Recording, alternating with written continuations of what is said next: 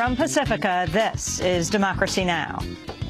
I've seen it all now. We're actually making veiled threats against the family members of a detainee, and that's just over the top.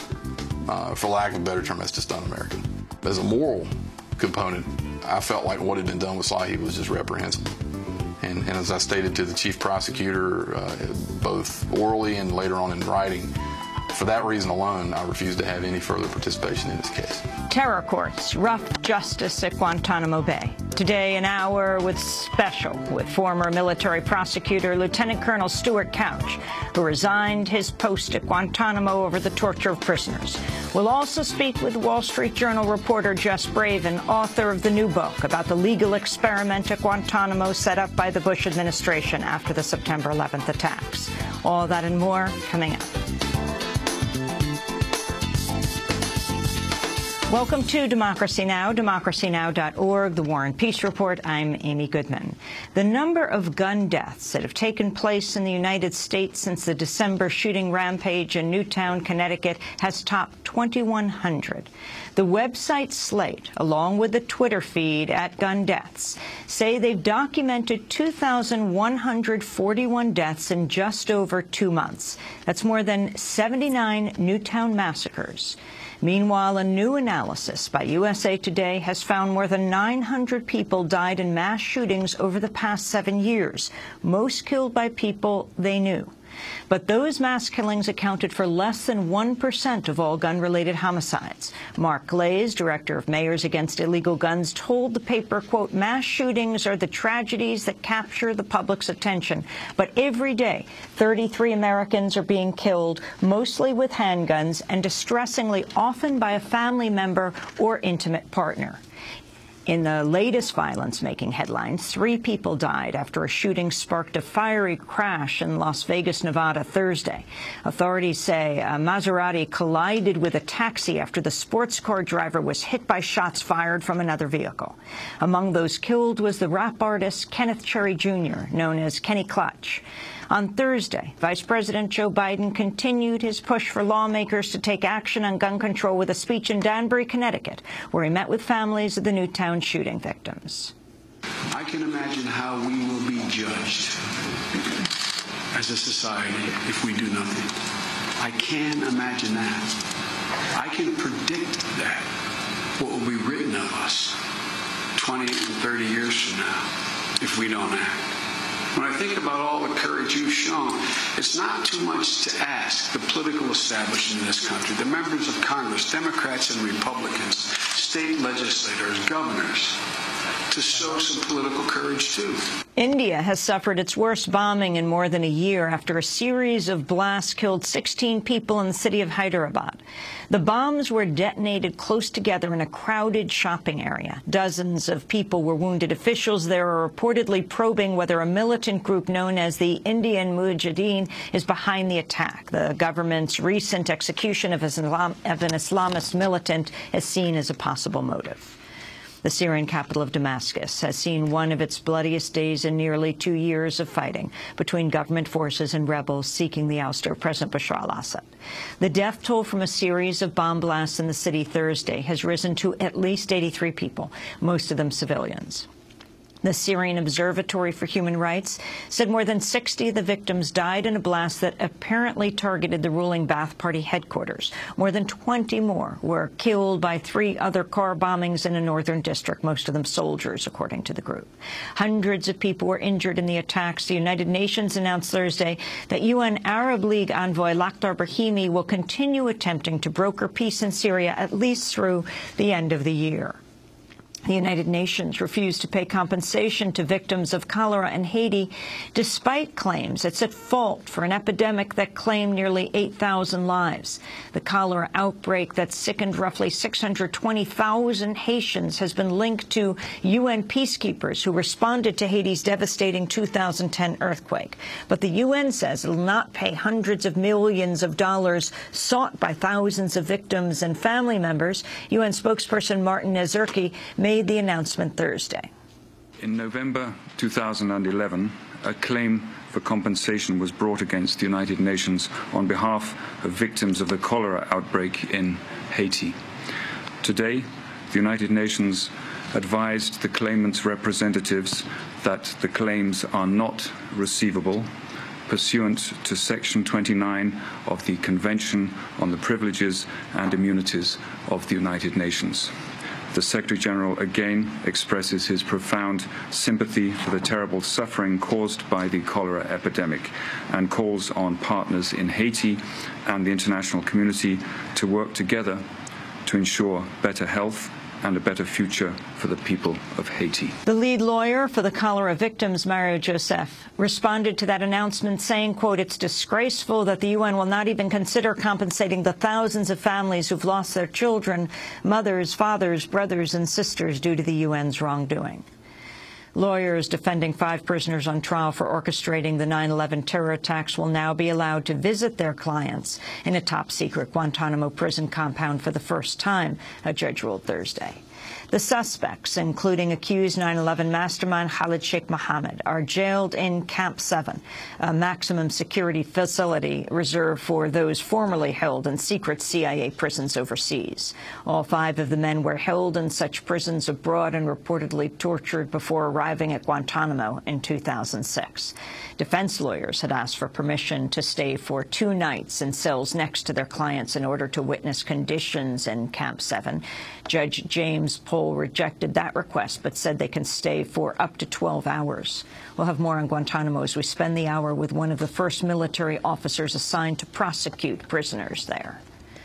NATO leaders are reportedly considering a plan to continue funding an Afghan security force of 352,000 troops for another 4 years, reversing a previous plan to reduce Afghan troop levels at the end of 2014.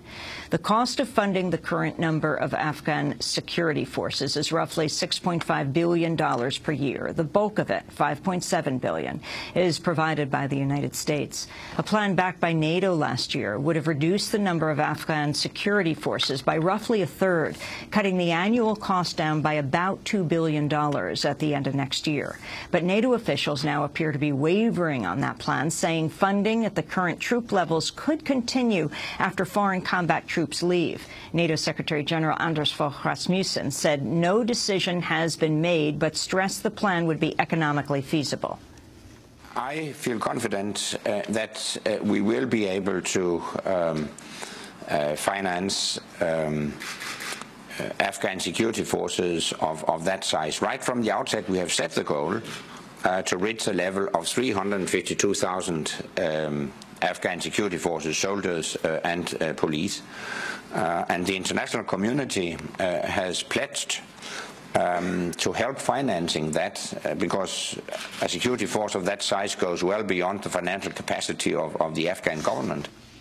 In the United States, a powerful winter storm is moving northeast after blasting much of the country's midsection Thursday.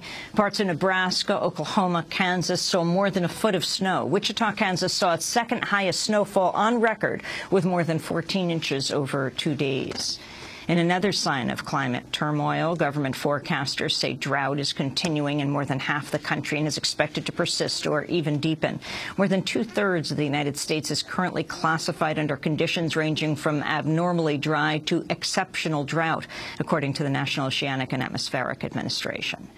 Russian police detained 2 university professors who donned balaclavas inside Moscow's main cathedral Thursday in honor of the Russian punk group Pussy Riot. Video footage shows the women laying flowers on the altar before having their masks yanked off by security. Thursday marked the first anniversary of Pussy Riot's protest outside Christ the Savior Cathedral, where they sang a punk prayer condemning Russian leader Vladimir Putin.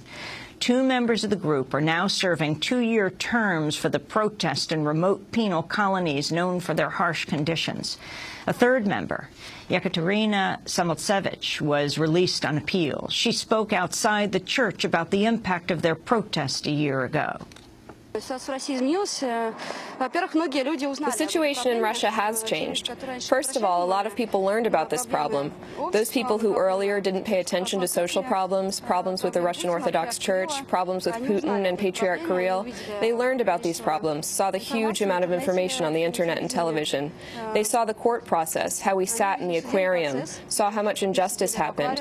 Now many of them are critical of Putin and the state authorities just because of that, because they see all of this injustice. A judge presiding over the trial of accused hacker Jeremy Hammond has opted not to recuse herself from his case, despite claims she has a conflict of interest.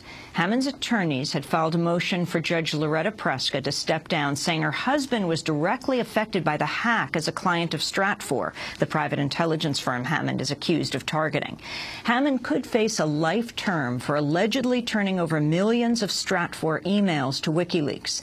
In a statement from solitary confinement this week, Hammond responded to the suicide last month of fellow Internet freedom activist Aaron Swartz, who was weeks before a trial date for downloading a trove of articles from the nonprofit JSTOR. Jeremy Hammond wrote, quote, "In a society supposedly based on principles of democracy and due process, Aaron's efforts to liberate the Internet make him a hero, not a criminal. This sad and angering chapter should serve as a wake-up call for all of us to acknowledge the danger inherent in our criminal justice system," Hammond wrote. Newly obtained documents, meanwhile, show how the FBI had closely monitored Aaron Swartz, collecting information from his social media profiles, tracking his blog posts, and at one point seeking to, quote, locate Aaron Swartz, his vehicles, driver's license information, and picture. New research says corporate news outlets largely ignored Sunday's massive climate change rally in Washington, D.C., which organizers called the largest in U.S. history. Tens of thousands of people rallied against the Keystone XL oil pipeline and in favor of curbing greenhouse gas emissions. But the group Fairness and Accuracy in Reporting says none of the Sunday talk shows that day even mentioned the protest. ABC World News and CBS Evening News each gave it less than 50 words, while the Washington Post covered the protest. The New York Times limited its coverage to a business section story about the political implications of President Obama's decision on whether to approve the pipeline. Fair wrote, quote, "When history looks back on how we responded to the climate change crisis, the fact that most of the corporate media missed the protest's importance will be remembered." The former owner of a Georgia peanut company and several of his employees have been indicted on felony charges over a salmonella outbreak that killed 9 people and sickened more than 700 in 2009. Federal prosecutors say the Peanut Corporation of America knowingly shipped contaminated peanut products around the country, sparking one of the deadliest salmonella outbreaks in U.S. history.